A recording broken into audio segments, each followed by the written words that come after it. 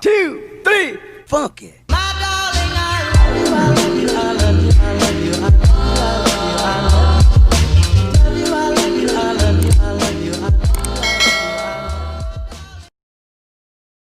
Hey you guys, welcome back to the channel. I hope you guys are having a good day. In today's video, I'm going to be going over some concepts when it comes to uniform circular motion and centripetal force. And so let's just get started.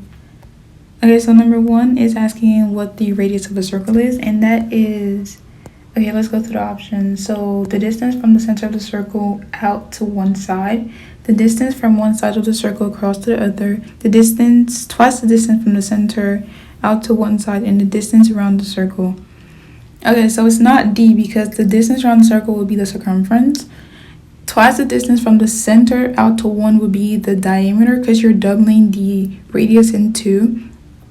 Oops.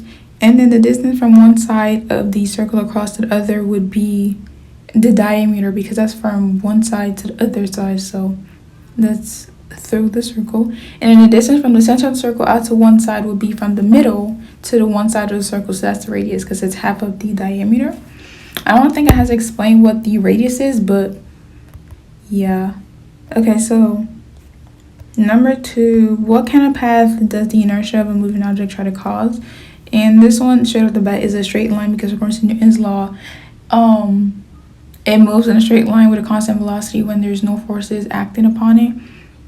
Or wait, it wouldn't be no forces. It would be if the forces are balanced and they're acting on it, the inertia would be trying to move in a straight line. And yeah.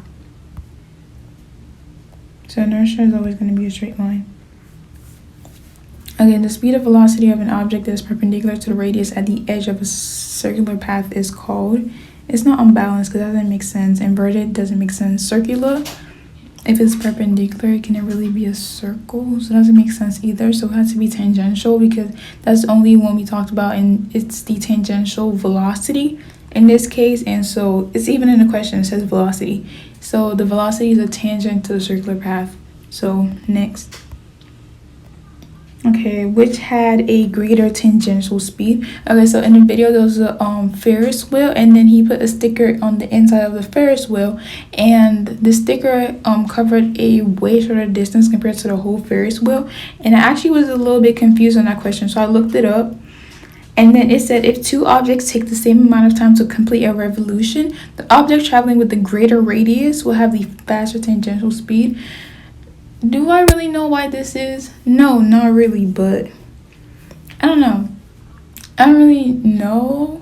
Maybe because it will be the same time and then the radius will be bigger on top. Like if you look at the formula for like, I don't know, maybe like, do we have a formula for speed? I don't really understand this one, but I looked it up and the more you know. So let's move on. So the answer was the Ferris wheel because that was way bigger in radius compared to the little sticker on the inside. And then, oops, I skipped number 5. How is the velocity of the Ferris wheel car best described? And that would be, no, I don't have my second options. But magnitude would be constant and direction is constantly changing. I feel like I've already gone over this like once or twice. And so yeah, so magnitude is basically the speed part of the velocity, and that doesn't change throughout the whole circular path, but the direction does change because you're moving the circle and then it's going to be changing all around for velocity. So direction of velocity. Okay, so number 6, the changes in velocity are always caused by acceleration. It's not balanced forces because we even talk about that. Inertia doesn't affect your velocity, I believe. And then it's not mass. It has to be acceleration because changes in velocity. What is velocity? Is direction and speed? I don't know. I know acceleration affects velocity. I don't know, but they directly impact each other in some type of way. So yeah, there's that. Describe the acceleration of the Ferris wheel car, and that would be towards the center of the Ferris wheel because again, it's the centripetal acceleration, and centripetal basically means center seeking, and so it's going to be attracted towards the center of the circle, which was the Ferris wheel in this case. It wouldn't be perpendicular because that would be your velocity. It wouldn't be there's no acceleration because obviously it's moving. And it wouldn't be tangent to the outer edge because it's out, not in the actual circle. And that wouldn't cause acceleration, I think. I don't know. But if the Ferris wheel car speed tangential increases, then its centripetal acceleration will what? So if you increase the speed of your Ferris wheel, what's going to happen to the acceleration? So basically, acceleration and your speed is basically the same thing because they're both going inside. So if you increase one, you obviously increase the other one. And then, let's get number 9. Wait. I think I got that one wrong, actually. We'll get to it later. Okay, number 10. In order for acceleration to occur, some dash must be used. So force. If there's no force happening or any force that is making the object move, then obviously there's going to be no movement, so there's going to be no acceleration. So you need some force that's applied to the object for the object to move. And then this one, so it wouldn't be B because this is your force, just regular force, and you're asking for centripetal forces. And this is your spring force equation, and this is your just regular force. So F subscript C is your centripetal force, and there's 2 different ones. So we change F equals MA to F subscript C equals MA subscript C just to identify it and like differentiate it, but like we get it pretty much from the F equals MA, if that makes any sense. But yeah, those are the 2 equations. And then if a ball in a spring was whirled around in a circle and the string snapped, where would the ball go? And it would be a straight path tangent to the circle because it's just always going to be straight. And if you look at the other options, it says directly inward from the circular path. It wouldn't go inward, and it wouldn't be a curving path. It has to be straight and directly outward from the center of the circular path. Okay, yeah, it could go directly outward, but you needed to go in a straight path like the law says, so the only option you had here was A. And then number 14, what are some forms that centripetal force can take? Again, the centripetal force is any force that is trying to get your object to move inwards to the circle. So centripetal force is like a big category, and then there's some forces under it, and it's static friction. So like friction falls under centripetal force, gravitational friction, so the weight pulling the object down, and tension force, which is the force that pulls, the pulling force. Is it pulling force? Yes, you pull to make tension. And those are the forces.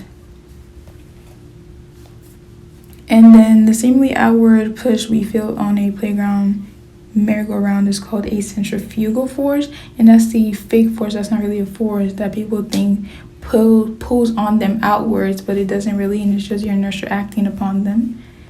And which of these is the best description of the centrifugal force? And that would be that it's not an actual force. The first one is automatically wrong because it's not actually a true force. And then the second one says it's a force causing objects to move to the center, and that's not right because that would be centripetal force, and the only option you had left was the last one, which was correct. So it's not actually a force, and it's actually a result of your inertia. So, and then if you're riding the merry-go-round and let go, you would move again in a straight path tangent. So I think we already went over that one too. So, and I think this is the last one maybe. A child in a merry-go-round has a mass of 75 kilograms and sits 1.5 meters away from the center of the merry-go-round. If their velocity tangent to the merry-go-round is 4 meters per second, what is the magnitude of centripetal force on the child? And we just went over the formulas, and there was one that was like m times acceleration. We don't have acceleration, so you have to use the other one. And the other one I think was m times velocity squared divided by radius. So you would take your mass, which is 75 kilograms, and multiply that by your velocity squared. So 4 squared would be 16. So 75 times 16 divided by your radius, which is 1.5, and your answer should have been 800 newtons.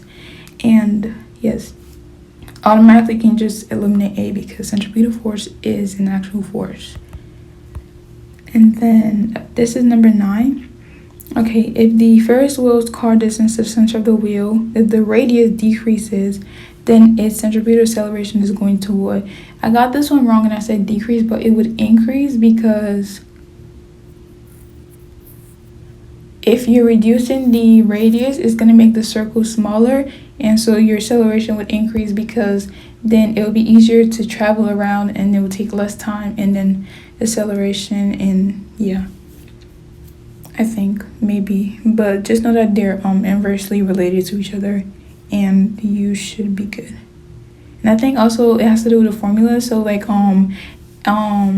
centripetal acceleration is equal to like I don't know. I have to look at the formula, but they're probably on the opposite sides of the equation. So like centripetal force and the radius will be at the bottom, and so it would, I don't know.